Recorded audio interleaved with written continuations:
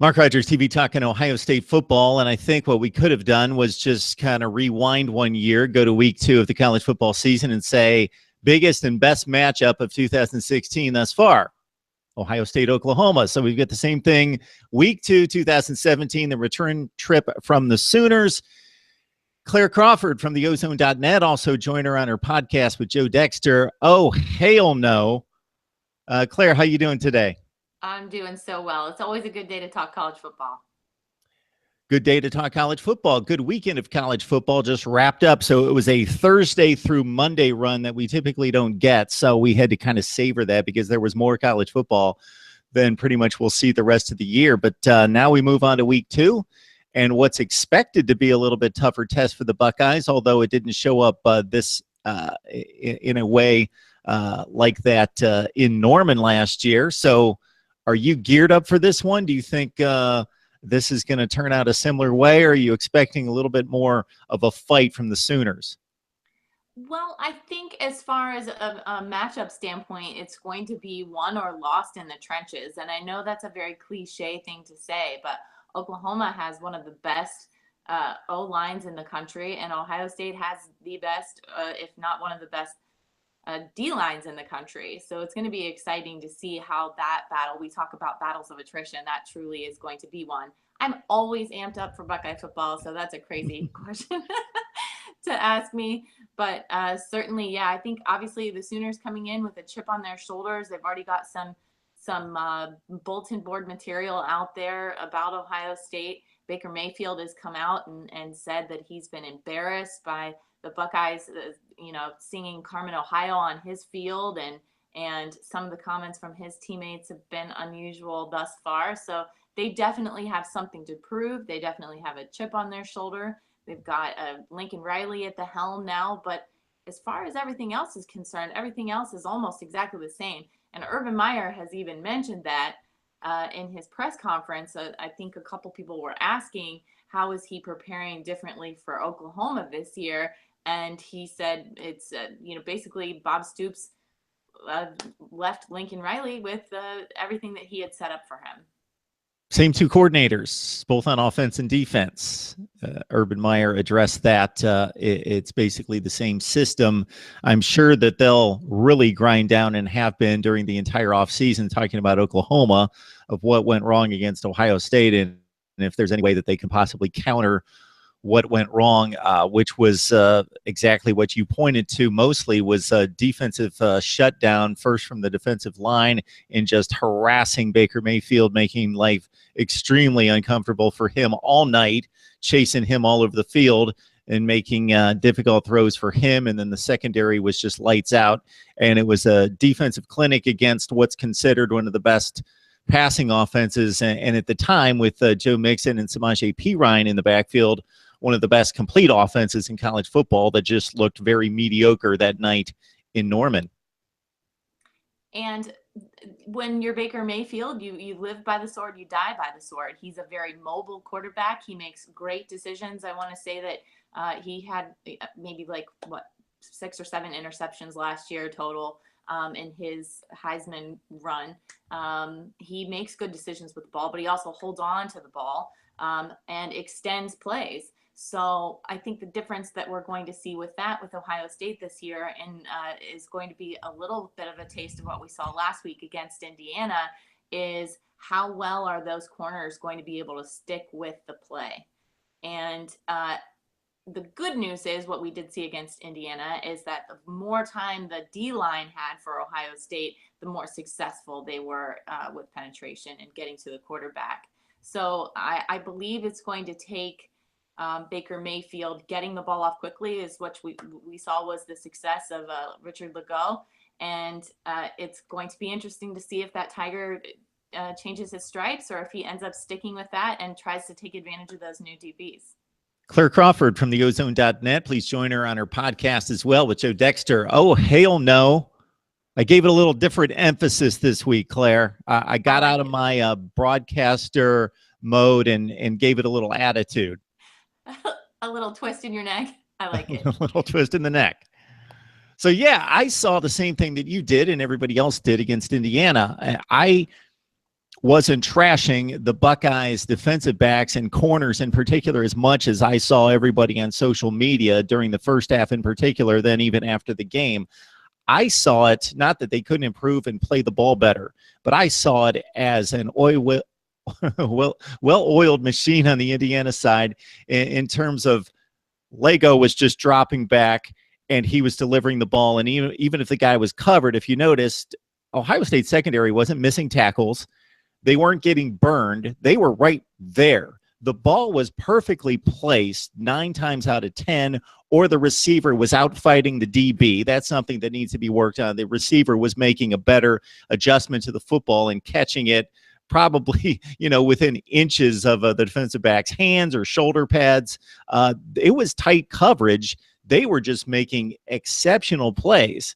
And then the Buckeyes rolled down the safeties in the second half, which made Lego hold it for a second because he had what turned out to be double coverage because Ohio State was so confident that they couldn't run the ball. They took the safeties out of the middle of the field and made them basically double cover on the outside. He holds the football, and then the defensive line's all over him because he's got to hold it a split second to 2 seconds longer.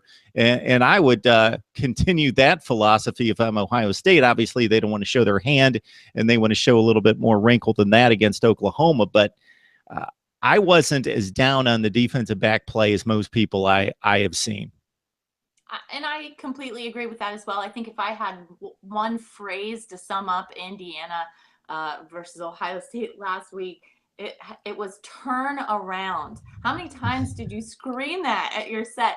And we heard Urban Meyer this past week in his press conference talk about the defensive backs, still a lot of them graded as champions just because we remember the plays where it looked like they got burnt, but there was certainly a great volume of plays that were directed at them. And then once, exactly what you mentioned, once that got shored up, once they got safety help, gave the D-line a little more time, we saw that change a little bit. But it looks like they're going to be getting some coaching up this week about being more aggressive with knocking some of these balls down. And then I think they'll be in a good spot to be able to possibly make a couple more turnovers in that and concern. As far as Baker Mayfield having a little more time, the only other thing that we've got to, as fans, watch out for is their running back kind of likes to leak out there and be like a release if Baker Mayfield does have more time. So our linebackers are going to be needing to be extremely disciplined. And on the other side of that coin, their tight end is a really experienced, big guy, great hands. If he doesn't kind of get jammed up at the line, he's going to be a threat midfield as well. Yeah, just so they don't bring that darn basic defense out there because it was just awful last year. It just got torn to shreds, didn't it? Get that basic defense out of here. You know that I deadlifted this morning in my basic defense t-shirt, right? It's officially Oklahoma week. It's Oklahoma week. You got to go with the basics. Go with the basics, and you'll be all right. You might win by 3 touchdowns or so. Also, I want to remind people that if they like to watch the NFL, which kicks off on Thursday night, watch the NFL, watch defensive backs in the NFL. So these are the best in the business. They're getting paid.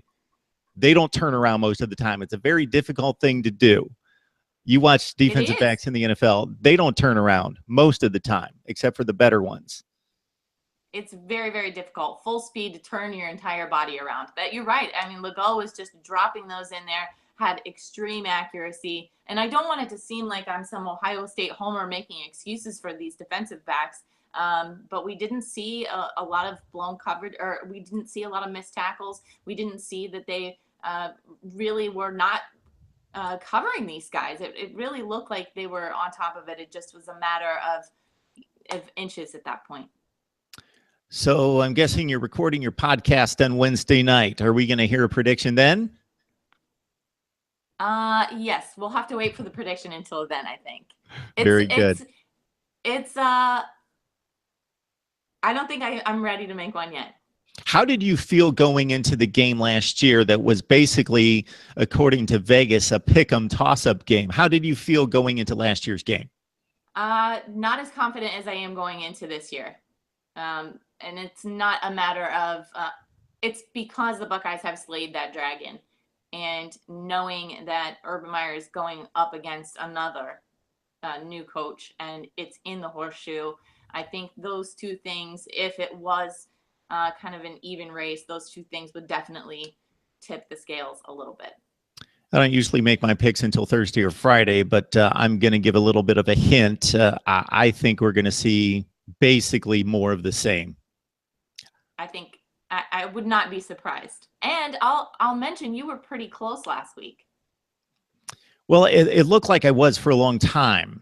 And then the couple ugly touchdowns, well, if you're an Indiana fan, the tack-on touchdowns at the end made it a little bit more impressive on the scoreboard than obviously at 21-20. It was quite a game through about 3.5 quarters, but it was a pretty good ball game. But yeah, I had the Buckeyes by 17. They actually beat the spread, which I believe was 3 touchdowns. And your boy, J.K. Dobbins, you talk about the prediction from like a month early, racking up some huge yardage. Someone is giving me credit for this. What's that? I'm glad someone is giving me credit. Of course. For this. No, I mean, as Buckeye fans watching J.K. Dobbins with shades of Maurice Claret, you know, we've heard people talk about that all week, and it's not just the comparison of him being a freshman, and he's the first freshman to start like that since Maurice Claret, but he really, not only did he show poise in front of a crowd at night, he showed up in a major way. We saw him have skills as a pass catcher. We saw him be patient. We saw so much. And then post game, I don't know if you were able to catch any of J.K. Dobbins post game, but he was giving all the love to the offensive line and all the senior leadership. And he's really a guy that's really has drank all the OSU Kool-Aid he can. He's in 100%, and we know Urban likes those type of guys. He really is representing. So I'm excited to see what the combination, as Urban says, it's going to be of J.K. Dobbins and Mike Weber this week. Yeah, I want to see a combination. Hopefully Weber's ready to go. Of course, everybody gets excited about the new guy, and especially when he goes out and does that against a decent opponent. But I'm trying to think of the number of carries. I think it got up near 30, 28, 29, something in that range. I think that's a little heavy to lay on the kid week to week. So I would like to see that back off. I would love to see he and Weber split 40 carries and go, 22-18, something in that range. I think so too. And if they're looking for a balanced offense and tempo, I wouldn't be surprised if it's that amount of running plays. If JT has, more than 10 or 15 carries as far as that's concerned, then maybe that will be a cause for alarm, as Urban likes to say. But in general, I think you're right. I think 40 carries split between the two backs would make a pretty dangerous combo. Claire Crawford, she loves her Buckeyes. She knows her Buckeyes. Please join her on theozone.net and her podcast, along with Joe Dexter. They've been going at it strong here for 5 or 6 years. Yep. With one of the best podcasts you could possibly hear and listen to on a regular basis. Oh, hail no. It's Claire Crawford from theozone.net. Claire, we always love the discussion. Had to track you down for Oklahoma week. Of course. Thank you again for having me on. It's my pleasure.